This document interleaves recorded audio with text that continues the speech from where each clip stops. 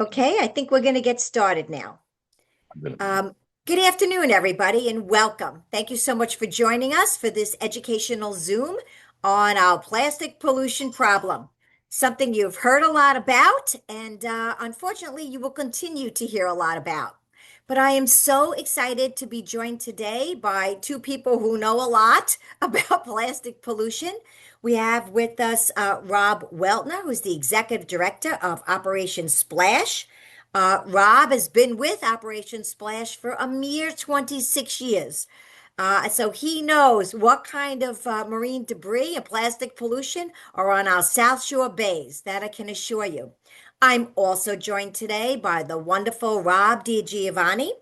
Rob started the Atlantic States Marine Conservation Society 10 years ago, but he's been doing this work since 1980. So a mere 45 years. He clearly started when he was 5 years old.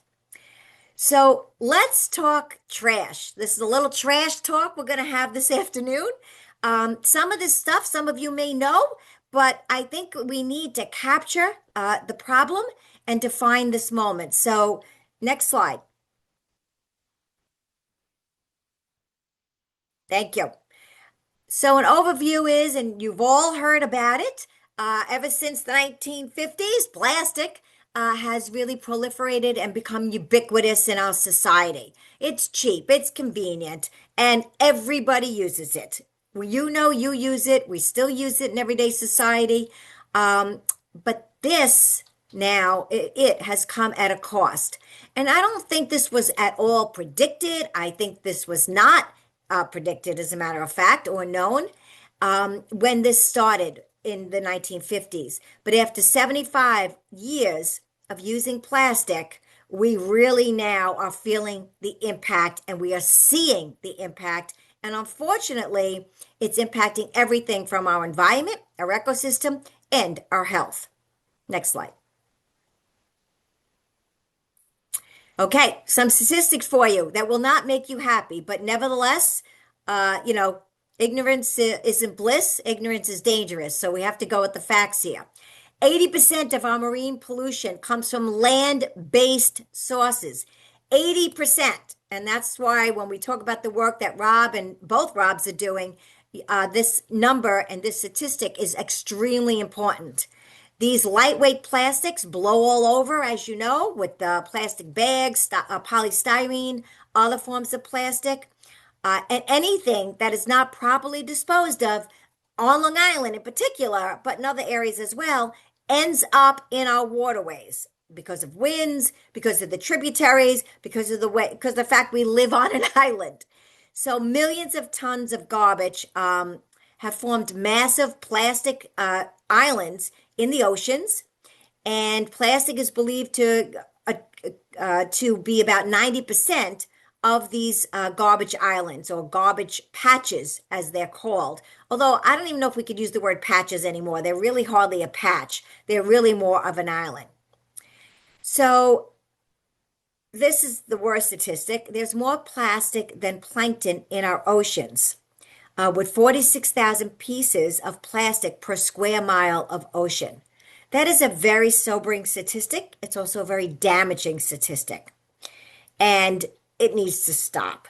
Next slide. So, you know probably by now that our wildlife does ingest plastic pollution when it's in our oceans or our waterways. What happens is that the species, whether it's a turtle or a dolphin, even whales, believe it or not, we have a whale expert with Rob DiGiovanni here. They eat the plastic. It can lodge in their throats, particularly the smaller creatures like dolphins or seals or turtles. That causes them to either suffocate or actually starve to death because it's filling the stomach up or they can't eat other foods. Also, a lot of people don't realize, but there's a lot of entanglement in plastic, particularly with birds as well. And that also either kills them outright or causes them to linger and then die. Um, Plastics in the ocean have been known also to attract and also bioaccumulate toxics, particularly PCBs and other pesticides, PAHs, and PBTs as well, petroleum-based chemicals. So if nothing changes by the year 2050, there will be more plastic in our ocean by weight than fish. Let that sink in. Again, we need to change. Next slide.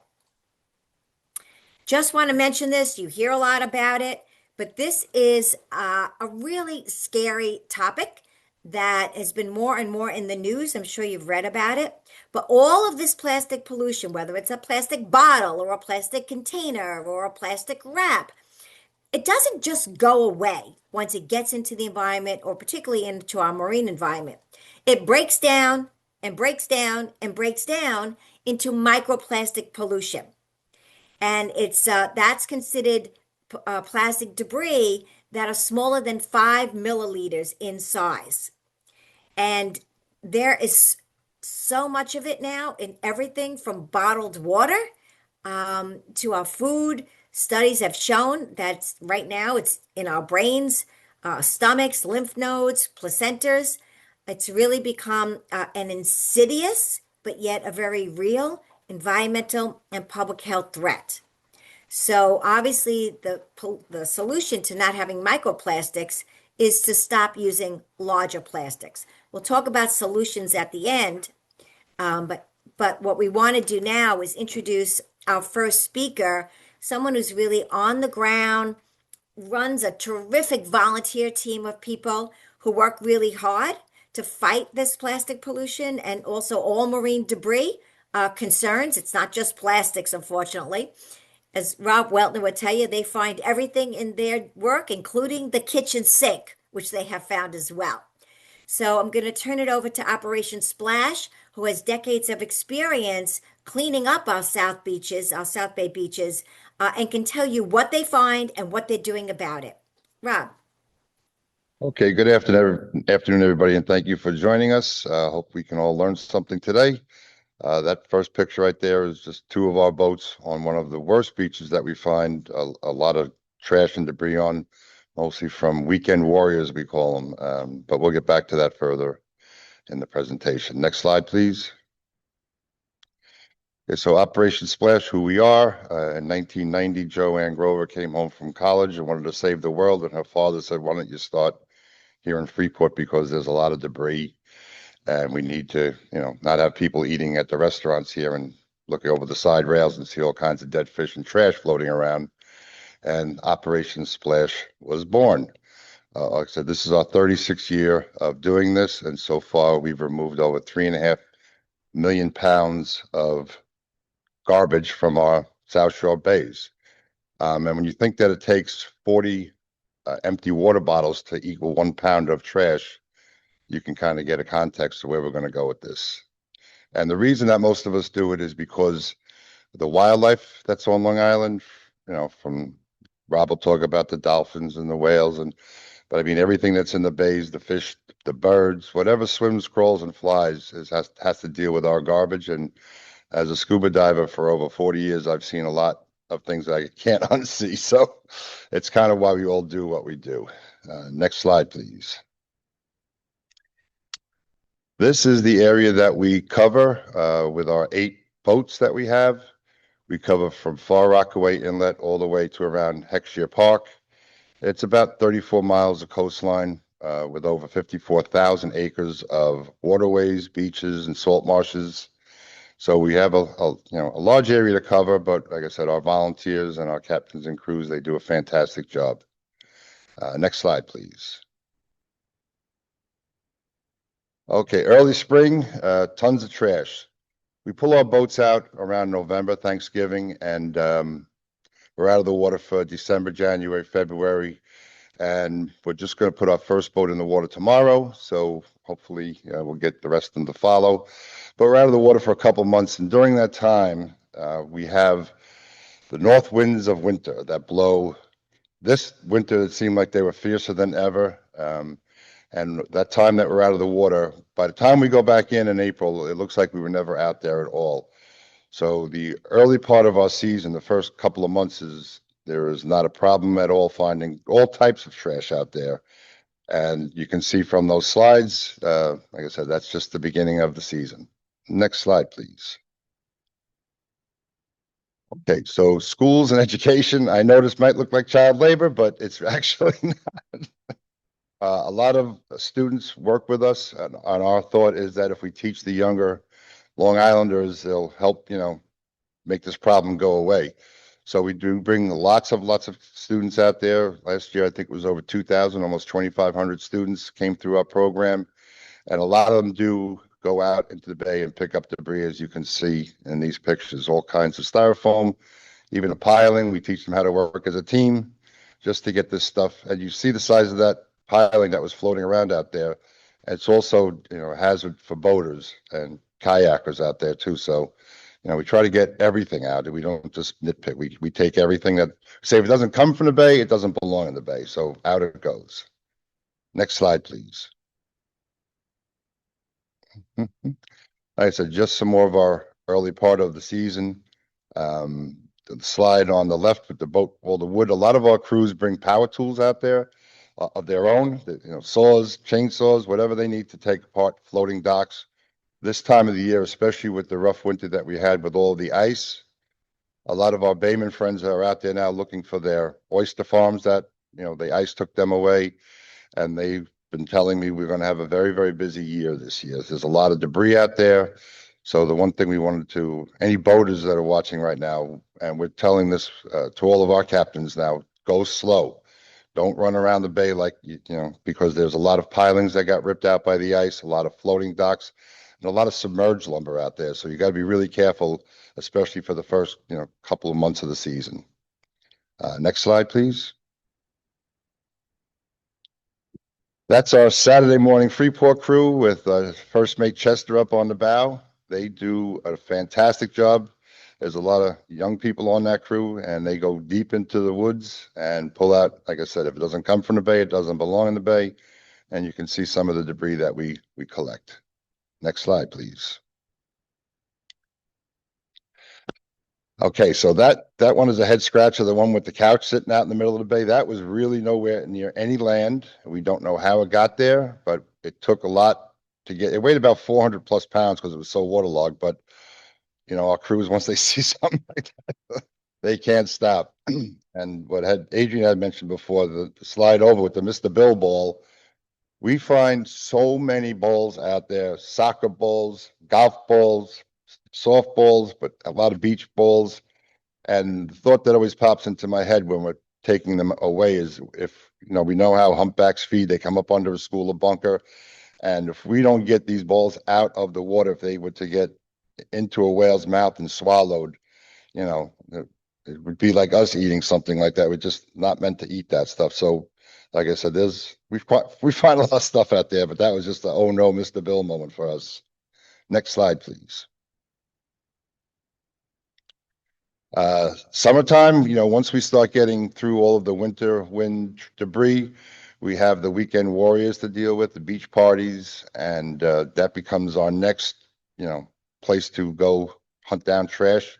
It seems that a lot of, boaters and mostly wave runners we find, we've been really watching this problem. People who have wave runners love to go party on beaches, and they can get to some real out of the way places where a lot of other people can't get to. And they like to go out with a lot of stuff, but when they come home at the end of the night, they like to leave it behind. So we've been putting our barrels at problem locations, and to hope that, like this one here shows that they pile the debris around the barrel. If we don't put the barrels there, then the garbage is spread all over the beach, and then we have to go dig it out. And that's not fun either. So that's one of the reasons way we do things, right? And that, like I said, this is just some more of the trash that you see that we collect. We try not to use plastic bags to put our garbage in. Sometimes we have to, but we try to use our own barrels and items like that. But if you can see, like those two, chairs, sometimes we find some real nice stuff out there. But for the most part, it's like I said, that's just what we're going to find right now.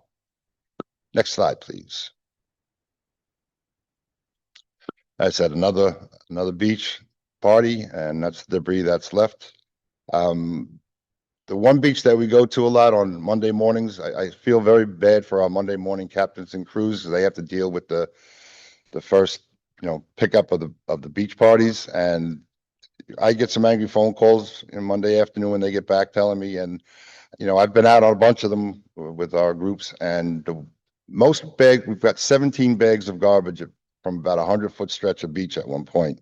It was just massive. So, like I said, we're trying to work on that, and we have made some progress with Jones Beach. So, anyway, next slide. Just like I said, this is what we get. We always say, put the remote control down, put whatever you put your phone down, get out and do something. And this is what our volunteers do. They go anywhere and everywhere. Our boats are very shallow water boats. We can get into just about any place we need to get into. And then we get off the boats and hunt around. We use trash grabbers, we use gaffs, whatever we can do to reach into the weeds to pull stuff out. But our awesome volunteers, they'll tackle just about anything. Next slide, please. Like Adrian said, we've even found a kitchen sink. That's just one of them. And the slide on the left is our Babylon boat that we built at our facility here in Freeport. And that was a picture of a good humor ice cream freezer. And don't ask us how it got out in the bay, but they got that out of the Great South Bay. Next slide, please.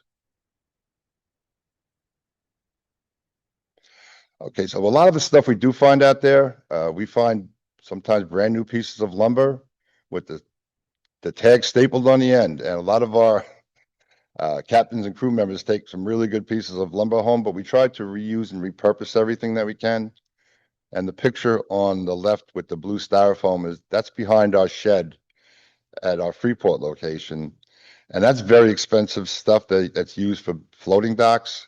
So if it's a good piece of foam, we put it behind our shed and we let all of the marina owners, all of the dock builders and homeowners know that if it's there for the taking, please use it. The slide on the right is plastic lumber that's used to reface bulkheads and docks. And we stack that behind there as well. That's $5 a foot if you had to buy it. And we find a, a lot of it out there. And one of the gas stocks that we use, he took a lot of the lumber that we had and he made a nice walkway from his cooler down to his dock with the lumber. It's free of charge. So we try to reuse and repurpose whatever we can out there instead of just throw it out. Next slide, please. That's just something that we don't see too often, but those two black crowned night herons that seem to really have taken an affection to the Wantor splash boat. That's not the first time they've hitched a ride with them. I don't know why, but they're pretty skittish birds. But they seem to always like that boat, and that's just a picture just to show you. But that's why we do what we do for the wildlife out there. I think Next, the birds are thanking you and your team, Rob. That's what that's about. I think so. Next slide. And this is, like I said, the main reason why we do what we do. These slides just show some of the wildlife that we find out there. The turtle on the top right, crawling through just nasty trash. The horseshoe crab down below that one was tangled up in fishing line. It was alive, and we were able to cut out the fishing line and get it back in the water, and it seemed to be okay. The dead cormorant hanging from the piling was tangled up in fishing line, and there was curtains for that. And the bottom one with the swan, you have to kind of look hard at this. There's a yellow, when you have a lobster, they put the lobster rubber bands on the claws. Well, this particular swan, we got a call that there was a lobster band that was stuck on the beak, and the tongue was underneath it, and it couldn't eat or drink. So the homeowner was bugging out about it. So we went over there and we learned our lesson about dealing with swans, but we were able to get the lobster band out from under its beak there. But like I said, I just want to say that is not easy to do, Rob. That is very difficult. we So good threw, job. we talked to this guy, Robert Horvath. He's our go-to guy when it comes to wildlife. Whenever we find something, this year we had a swan that was flying in the wind and hit a wire and was in a parking lot. We called him, how do we handle this? And we do the best we can. Not to, but it takes two people to swan. One has to hold the neck, which is like a snake, and the other one has to hold the body to keep it calm, because they're very, very powerful. You think some of them weigh 20 plus pounds and they can fly, so they're very, very powerful. So you got to be careful of them. Next slide, please. Okay, the little things. After the initial couple months of us being out there, we always tell everybody, always focus on the little stuff. It's just as important as, if not more important than the big stuff. That picture with all of the grass in the water on the top left, that was behind my house on the canal. And the middle picture is my son Michael, who saw all that garbage in there and scooped it all up and brought it back to Splash and laid it out on the floor to see what was actually in all of that seagrass. Over the winter winds cut a lot of the phragmites and the seagrass down, and there's huge mounds of this stuff floating out in the bay right now. And like I said, if you scoop it up, you can see how much small trash is in there. The picture with the piling, with the black plastic around the piling, you can see there's a lot of small pieces of styrofoam. And even though it's not considered microplastics, it's very small, and that's easy for birds and fish and everything else to eat. Next slide, please. So these are every year we look at the boat log sheets. Every time the splash boats go out, they have the captains and the crew fill out log sheets of what they find, where they go, all types of information that we use for data collection. And these are our 2025 statistics of what we collected last year.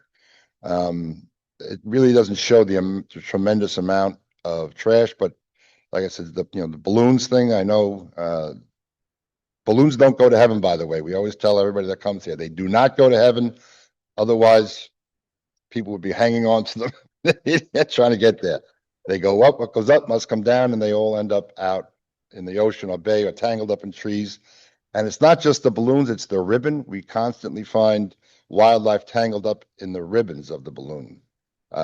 So please don't let them go. Plastic bottles, like I said, 23,290 of them. I said it takes 40 of them to make 1 pound. So that was, not a good thing. Plastic grocery bags. I know we all worked very hard on trying to get plastic bags banned in New York State. And for a while, some of the highest numbers we had collected out of the bay every year was around 16,000 bags. A lot of them, you'll see how they get there, but a lot of them do blow, especially with the north winter winds blowing everything through. But this year the number is up. They were as low around 7,000 a couple of years ago, but the last 2 years we've seen an increase in the amount of plastic bags that we've been able to rescue from the bay. Next slide, please.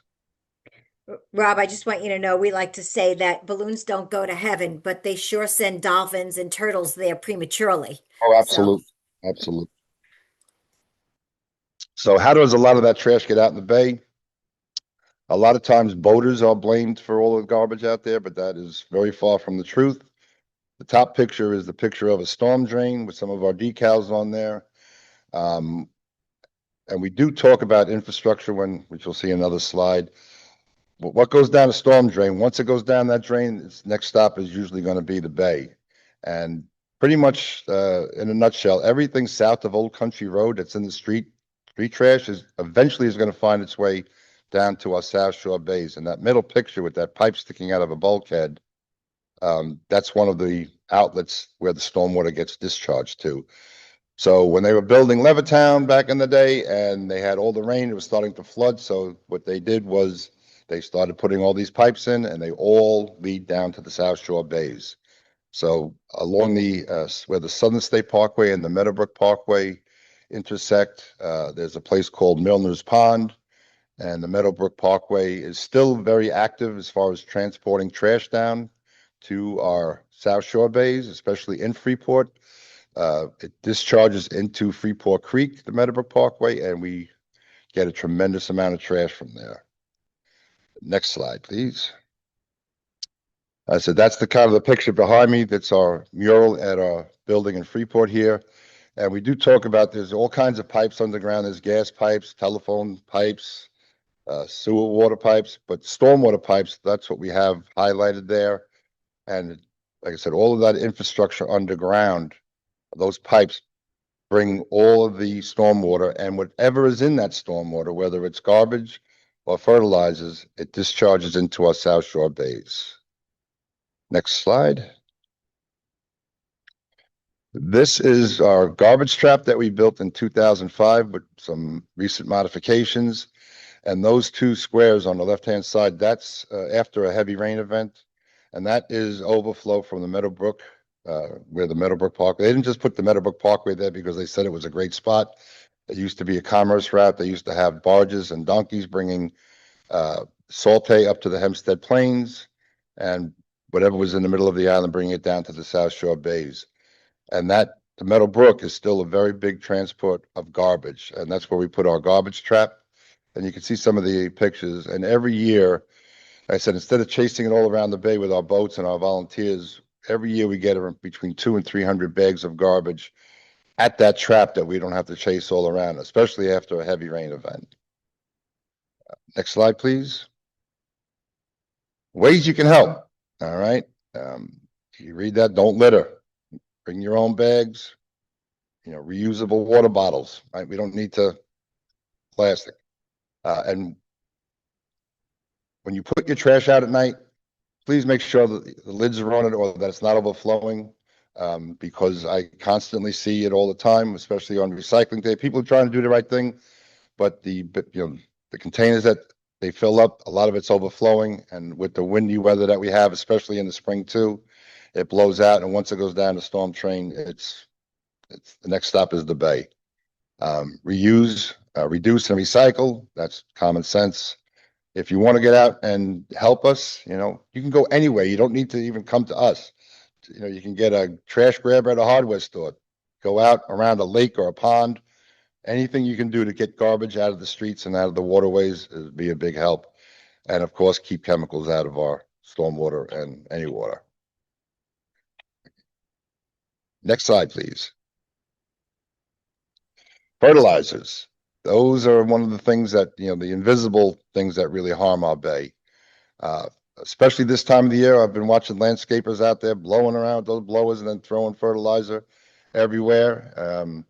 It lands on the driveways, the sidewalks, the streets.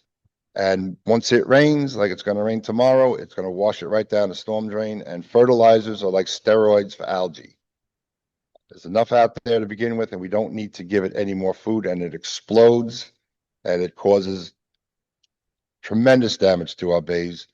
It makes seaweed grow and explode, algae grow and explode. And once the seaweed and the algae die and sink to the bay bottom, it needs oxygen to decompose.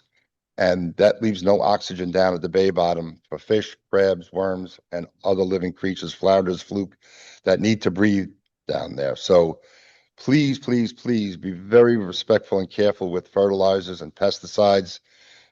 We don't all need golf course lawns. Just let it go. And if you don't use them, that would be even better for us.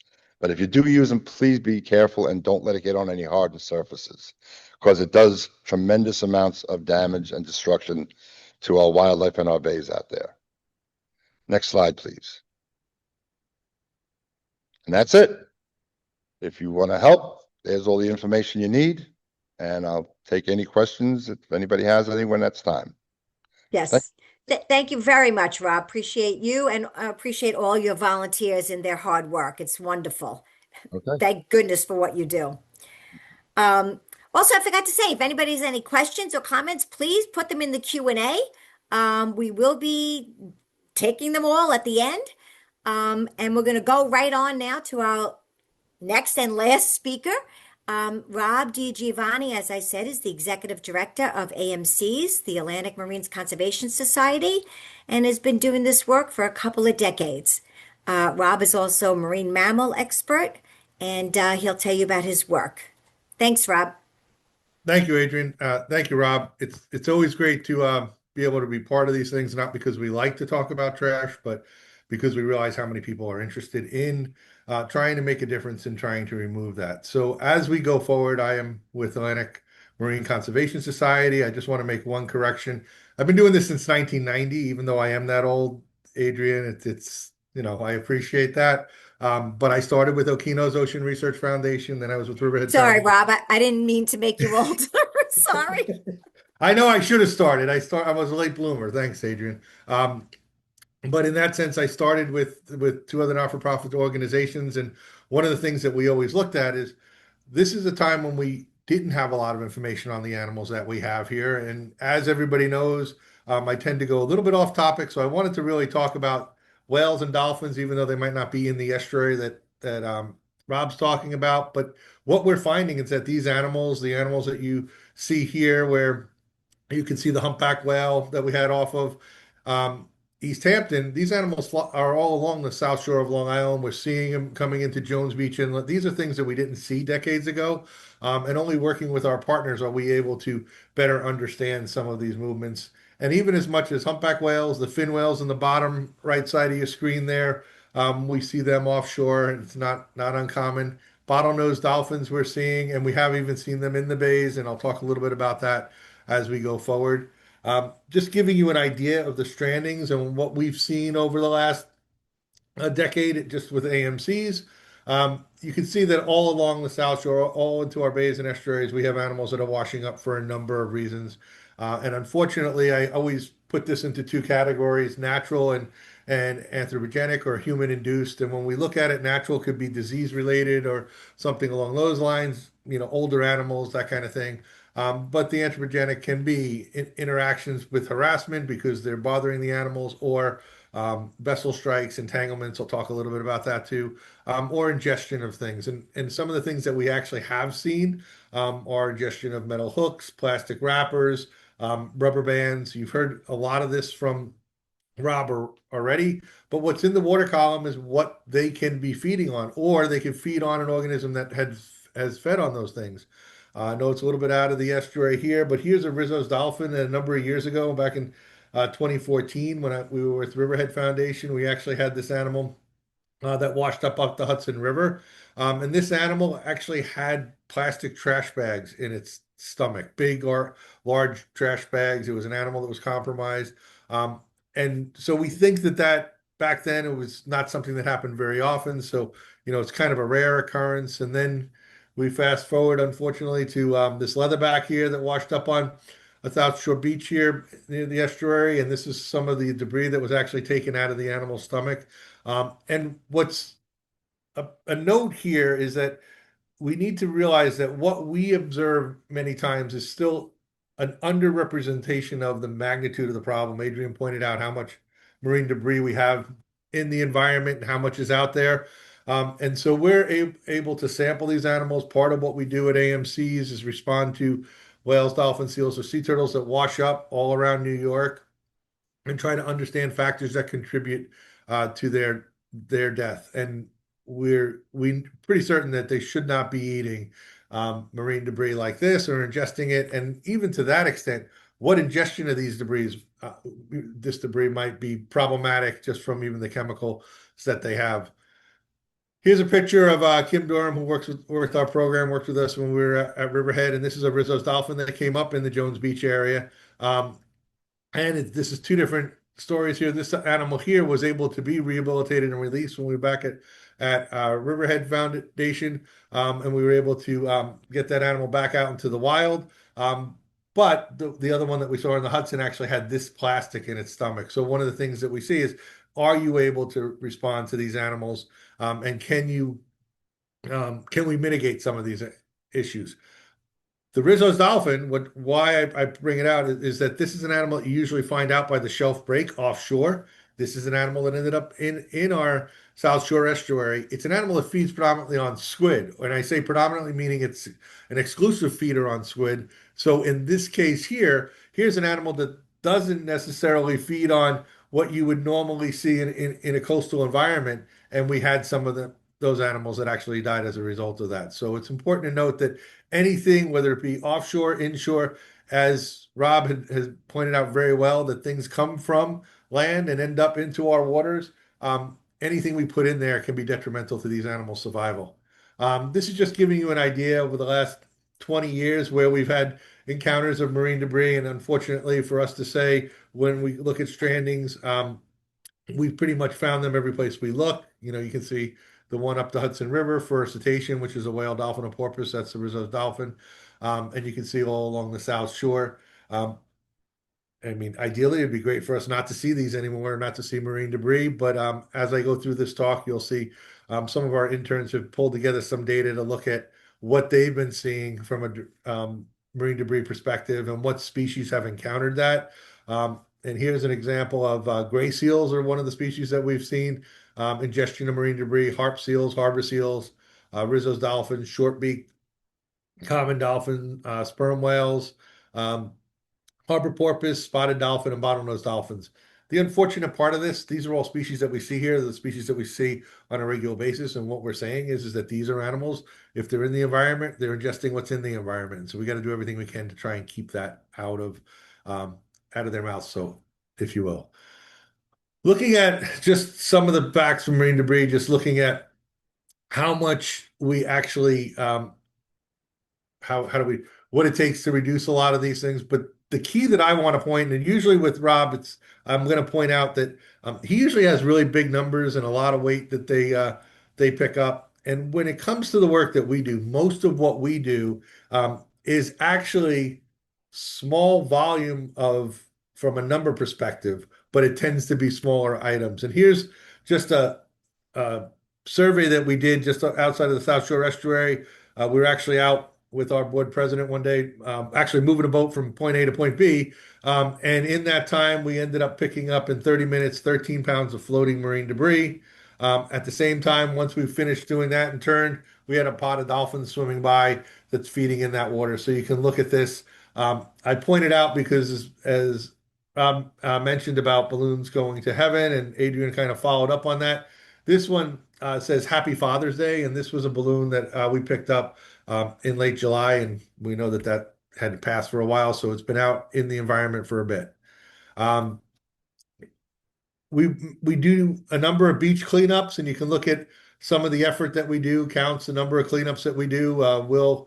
We not only use these to clean up the beach, but to talk about what we're seeing in the marine environment. And you can see that we pretty much do that all around Long Island. We do a lot of work out on the North Fork and at Halleck State Park and Preserve, but we do a number of beach cleanups along the South Shore. We have a schedule I'll give you at the end, so you're more than happy to or more than able to join us if you want. But I want to pause on that for a second because something that Bob said is that you could go out and do your own beach cleanup. And what I was really surprised is how many people actually do their own beach cleanups. And I think Adrian's not going to remember this, but many years ago we did a lecture in Huntington, and we were given a talk about beach cleanups and doing all this work and talking about it. And it was really interesting because almost everybody that came talked to us and said, "Oh yeah, I go out and do my own beach cleanup on a regular basis." And I was really surprised by how many people go out and know it's important to clean our beach. And so that's where I've always been trying to pull together data to say, look at how many people care about the environment. When you're out there alone and nobody's there picking up garbage with you, it's easy to forget that people care. But it's amazing how many people do want to come out and try to help and do something. Um, and to that, this is just giving you an idea of the amount of trash collected at different places. As I said, we don't compare anywhere near where Rob and his group comes from, but in the last 10 years, we've picked up 28,000 pounds of marine debris, and we've worked with about 12,500 people that are going out and doing beach cleanups.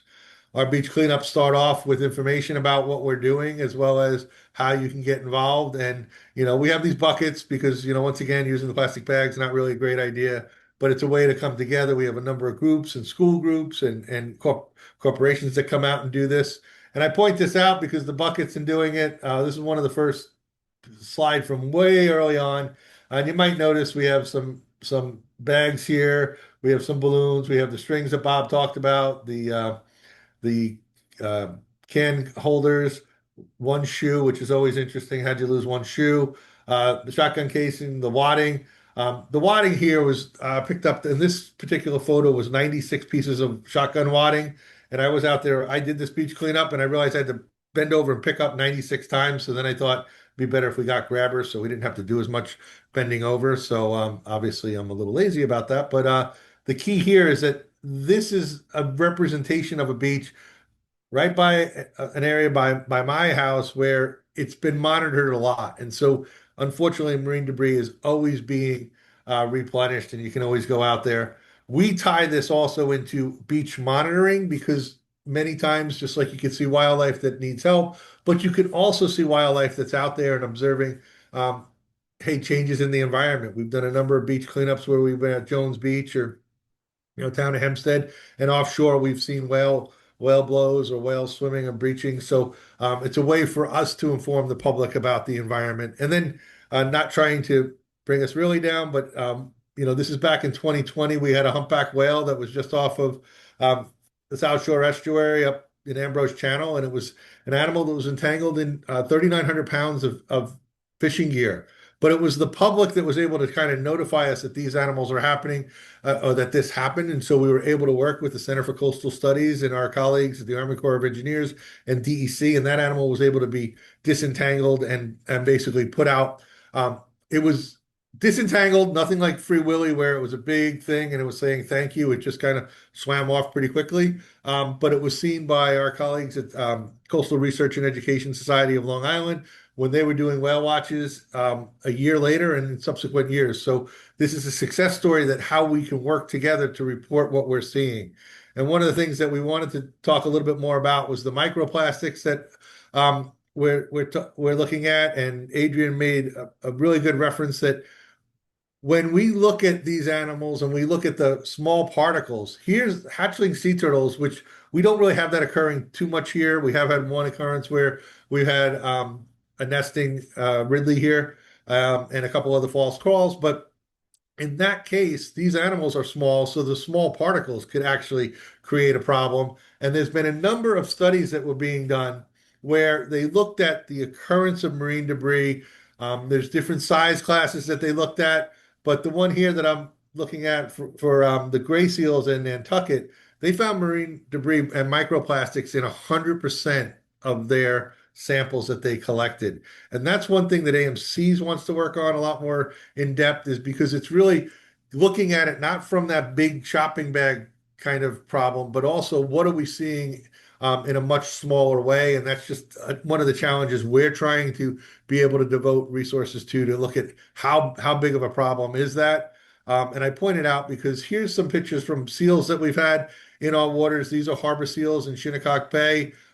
This is from an aerial survey that we did. I don't know if you can see my pointer, but these numbers here are obviously increasing over the last bunch of years. We've done some health assessment projects where we tag them and see how they move through the bays.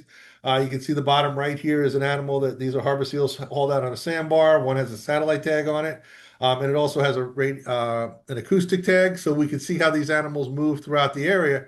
But they're probably feeding in this area, so whatever we have in our waters can be a problem for these animals, and so it's important to keep this habitat that these animals are starting to rely on more and more, trying to keep it safer and cleaner for them to be able to exist. And although nobody ever believes I'll come to the end of a talk here, we have a number of beach cleanups, and I want to emphasize this. Whether it's you do a beach cleanup with us, you do it with Bob, you do it with anybody, we will go out and do it and talk to you about what we're doing at any time, and trying to encourage more people to do that on a regular basis. And I want to give this one story that some of us have heard, but it was a couple of years ago. We had a mother call up and say, "Hey, my daughter's turning 6 and she wants to have a themed birthday party." And I said, "Well, that's great, but one of my coworkers was answer the phone. They're like, we don't really have like a facility that we do that, even though we do have 25 Kemp's Ridley sea turtles at our facility now that we're nursing back to health. It's not really like an aquarium kind of thing." And we said, "Well, we don't really do that." She said, "Oh no, she wants to do a beach cleanup as a theme party." And this was a 6-year-old that decided she wanted to do that. And so it was My really kind of exciting. kid. Yeah. Well, it was exciting to see that here they had seen that and they made it part of their everyday life. And that's really what we're looking is, you don't have to, I would think about it. What my mom used to say is if you don't clean up when you go to someone's house for a party, they're probably not going to invite you back. So I know I might not get invited back that often, but it's not because I don't clean up. So I just want to thank you for the time. And if you have any questions, I'll be more than happy to answer them. Great. Thank you so much. So, where do we go from here?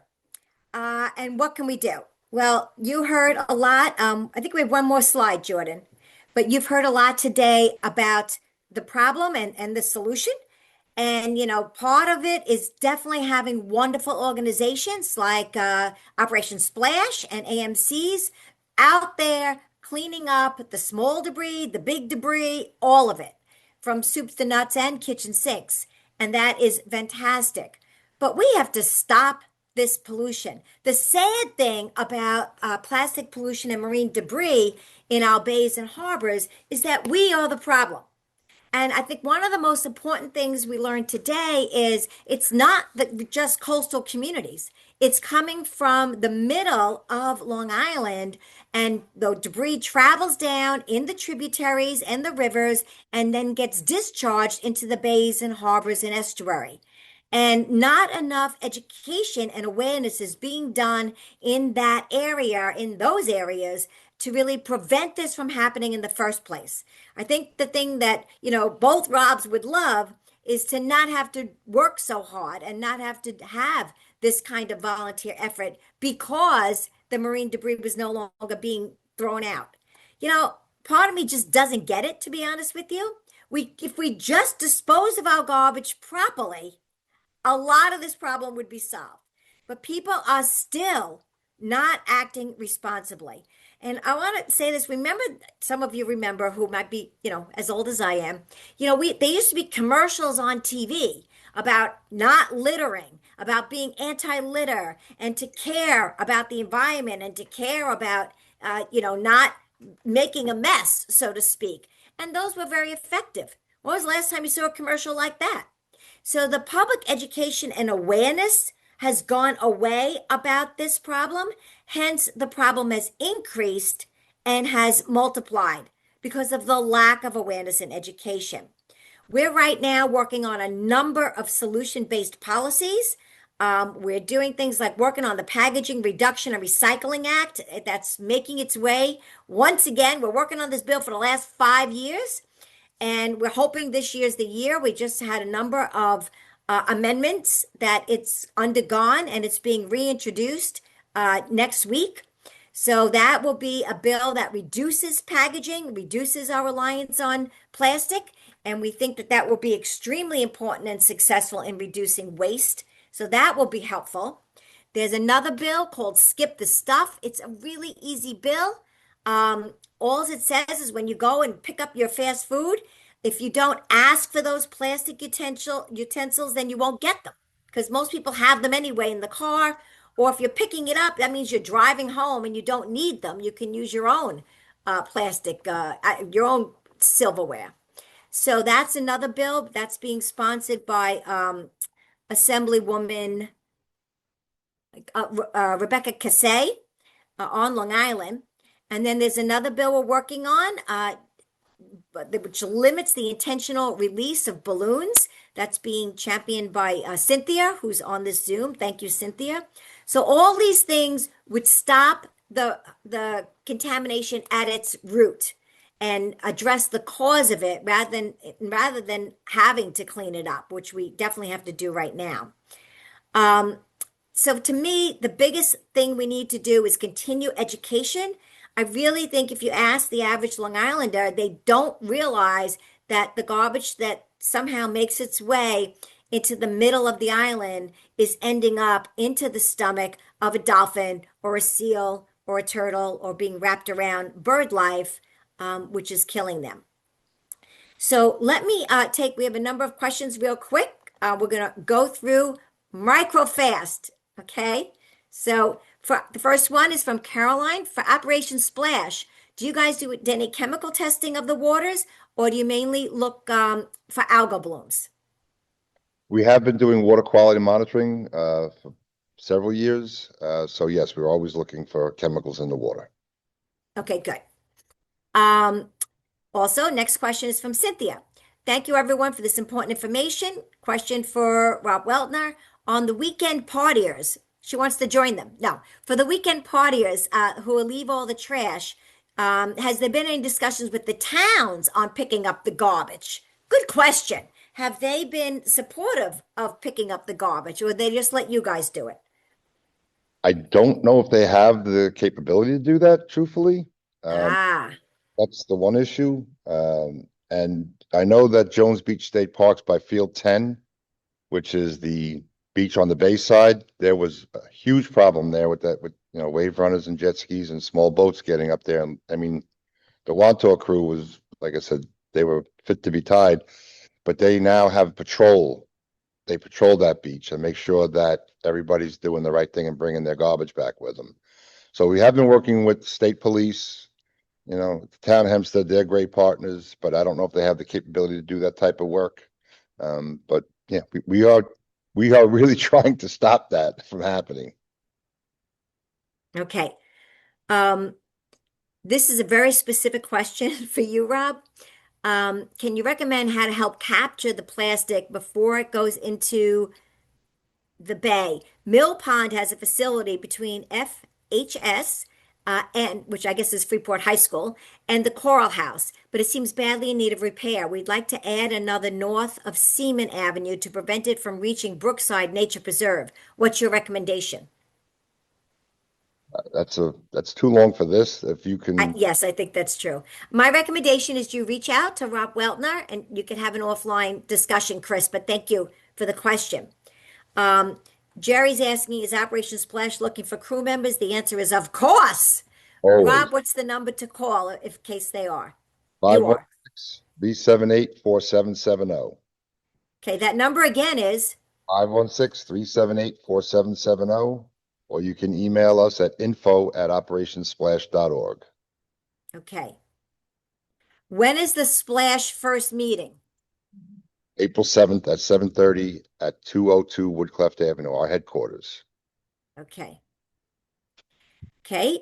Lisa is asking, are there partnering opportunities with the New York State Marine Education Association? So let's let Rob Giovanni, who's shaking his head rigorously. What do you say, Rob? Yeah, I think there's always opportunities for us to partner and obviously share this information or get people out there. And I think that even from the awareness part, there's many things. And what I was just teaching a class at Suffolk Community College in oceanography, and we're talking about what they do with marine debris. So it's important for us to build all these partnerships and really connect those dots, which we wish we didn't have to, that marine debris starts inland and ends up in our waterways. So yes, reach out to either group.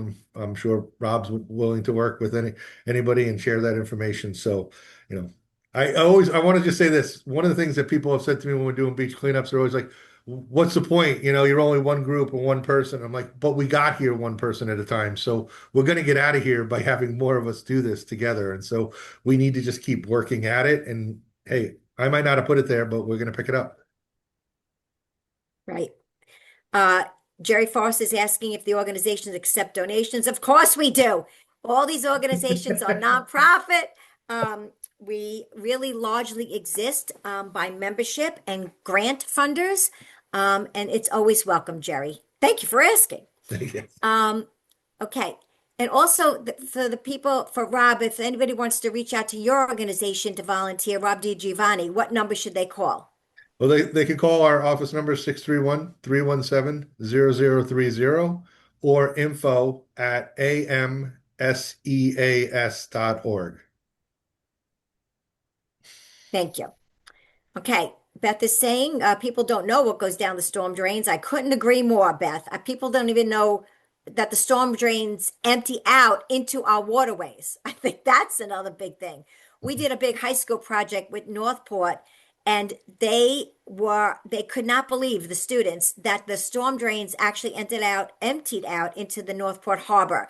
Um, and so we just don't teach these things, these practical things anymore to students. And that's why the work that I think environmental groups do in schools is extremely important.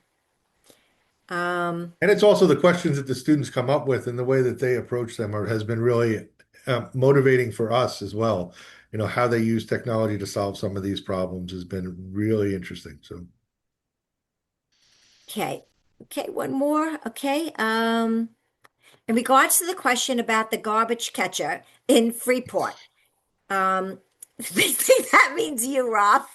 If you're a nonprofit or a school or other eligible organization, the Nassau County Soil and Water Conservation District offers Part C grants funding. Okay. Make a note of that. Part C grant funding for you. Thank you for putting that in there. Okay, let's see. Um, Judy Bird is asking, would there be an opportunity for this presentation to be given in the future for a group such as the League of Women Voters of Brookhaven? Um, the answer is sure.